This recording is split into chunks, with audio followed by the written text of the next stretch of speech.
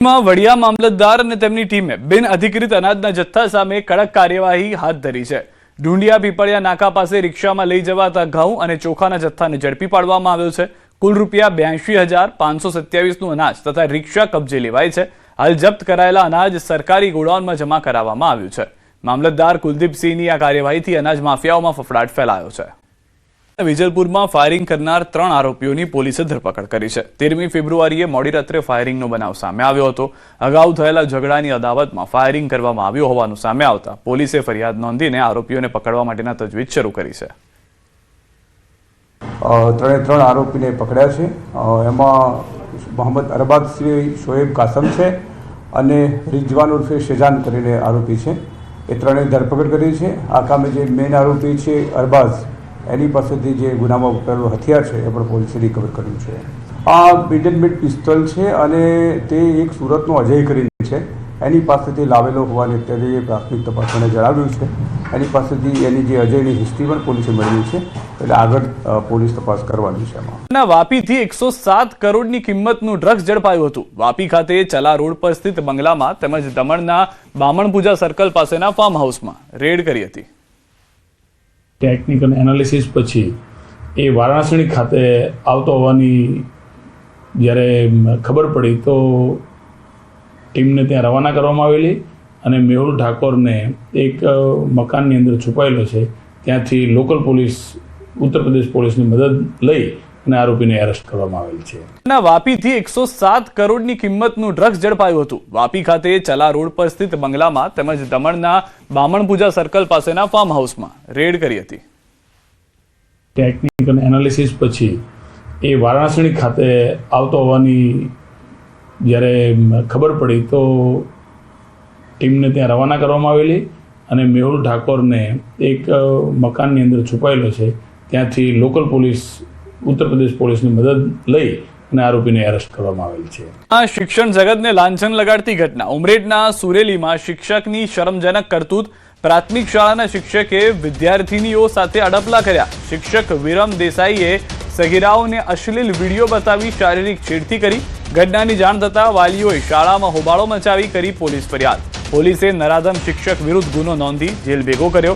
જામનગરથી આ સમાચાર, ત્યારબાદ આણંદથી પણ આ સમાચાર મળી રહ્યા છે। વાલીઓએ નરાધમ શિક્ષકને કર્યો છે જેલ ભેગો।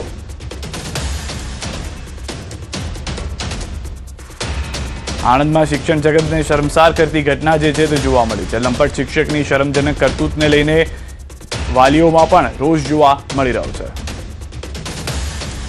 આ ગુનામાં સંડોવાયેલા આરોપી વિરમભાઈ સોમાભાઈ દેસાઈ, રહેવાસી છબો, તાલુકો બાયડ, જિલ્લો અરવલ્લીને અટક કરવામાં આવેલા છે। આ ગુનામાં ભોગ બનનાર તમામ બાળકોની બાળ સુરક્ષા એકમ દ્વારા પૂછપરછ કરી અને તેઓને સાર સંભાળ રાખવામાં આવેલી છે। રસિયાઓ માટે મહત્વના સમાચાર છે। કેરીના રસિયાઓ માટે અત્યારથી જ માઠા સમાચાર આવી રહ્યા છે। આ વખતે કેસર કેરીનો સ્વાદ બની શકે છે કડવો, કારણ કે સતત વાતાવરણ બદલાતા કેસર કેરીનો વિકાસ રૂંધાઈ ગયો છે।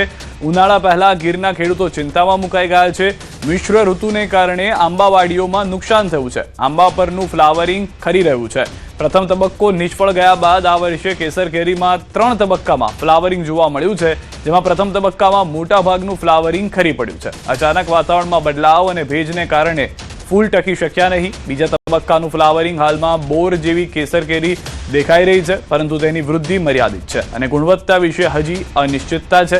ત્રીજા તબક્કાનું ફ્લાવરિંગ હાલ શરૂ થયું છે, પરંતુ તેમાં પણ જો વરસાદ વહેલો થાય તો કંઈ જ હાથમાં ન આવે તેવી પરિસ્થિતિ સર્જાઈ ગઈ છે।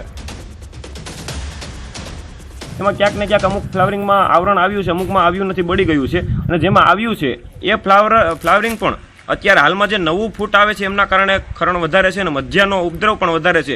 જેથી ખેડૂતો હવે સતત ને સતત છેલ્લા 4-5 વર્ષથી આનું ઉત્પાદન મેળવી શકતા નથી, તેમના કારણે નુકસાનીમાં છે। તેથી ખેડૂતો બગીચા કાપવા તરફ વળ્યા છે અને થાકી બગીચાના ઉલ્લાથી થાકી અને બગીચાઓ કાપવા તરફ વળ્યા છે। કેસર કેરીનું ઉત્પાદન જો ઓછું થાય, નહિવત ઉત્પાદન થાય તો કેસર કેરીનો સ્વાદ કડવો બની શકે છે। અને અત્યાર સુધી વરસાદ ચાલુ જ હતો અને અત્યારે પહેલા 11મા મહિનામાં ફૂટ્યો અને પાછો આ 3જા મહિનામાં સ્ટેપ ફૂટે છે, એટલે જે આગતરું છે ને એ બધું ખરી જાય છે, ઝીણી ઝીણી પેપડી છે ને એ બધું ખરી જાય છે, એટલે પોઝિશન બહુ વીક છે અત્યારે। હજી તો આ તો કુદરતી ઉપર છે. હજી જો માવઠાની આગાહી આવે તો હજી કાંઈ આનું નક્કી નિવારણ થાય નહીં. કેસર કેરીની આ વખતે બહુ જ પોઝિશન ખરાબ છે. આવું 4-5 વર્ષથી આવું જ ચાલુ છે. ત્રણેય ઋતુ ભેગી થઈ છે. શિયાળો, ઉનાળો, જ્યારે માવઠું આવી જાય છે. અને 3 વાર બગીચા ફૂટ્યા છે, 3 સ્ટેપમાં છે. પહેલો ફૂટ્યો, પાછો ધરોયા ફૂટ્યા છે અને હજી ફૂટવાનું ચાલુ જ છે. બહુ નબળું રહે આ વર્ષ. ખેડૂતોના જણાવ્યા અનુસાર બદલાતું વાતાવરણ બગીચાઓને માફક નથી આવી રહ્યું. ખેડૂતોને તો ત્યાં સુધી ડર છે કે હવે બગીચા કાપવા પડશે. હજુ માવઠું ત્રાટકે તો મોટા પાયે નુકસાનીની પણ ભીતિ છે, કારણ કે 3 ઋતુ ભેગી થતા કેરીના પાક પર મોટી આફત આવી પડી છે.